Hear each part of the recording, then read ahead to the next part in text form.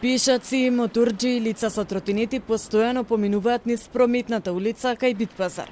Додека дел од возачите запираат за да ги пропуштат, дел реагираат со свирење. Метежот и раздвиженоста се присутни во текот на целиот ден, а мостот над нив начесто останува празен.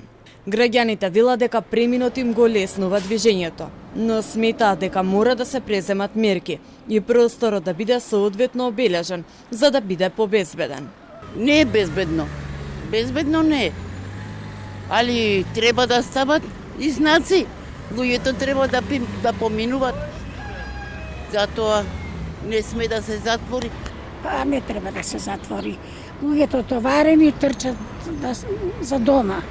Нека направат пешачки и да биде безбедно. Инаку внимават возачите. Кога поминуваме, застануваат. Див не би требало да има див. Има горе мост. Мислам дека треба да се затвори или да се обележи. По моје не е безбедно. Градоначалникот на град Скопје, Орце Ѓоргиевски, вели дека во главниот град мора да има ред и дека безбедноста е приоритет број 1. Објасни дека ќе разговара со министерот за внатрешни работи Тошковски и градоначалникот на општина Чаир Меджити, за да изнајдат заедничко решение за дивиот премин и безбедноста на пешаците и возачите на овој дел од градот.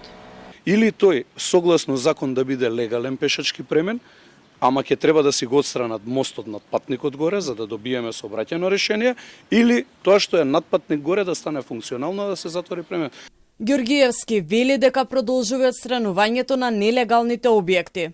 Според него, сите времени објекти поставени на јавни површини ќе бидат тргнати. Ако земете во предвид многу од тобаката диво поставени на велосипедските пешачките патеки, доведува под знак прашалник да треба граѓани кои што користат велосипед или пешачки се движат, да треба да на коловозот да се спуштат само затоа што на некој некогаш му дозволиле без да плаќа на никого ништо, без да плаќа 1 денар на државата, диво да си постави објект каде што тој сметал дека треба бизнес да има.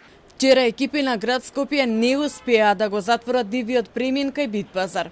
Голем број граѓани излегоа на терен и со жив зид го спречија поставувањето на металната ограда, пошто интервенираше и полицијата.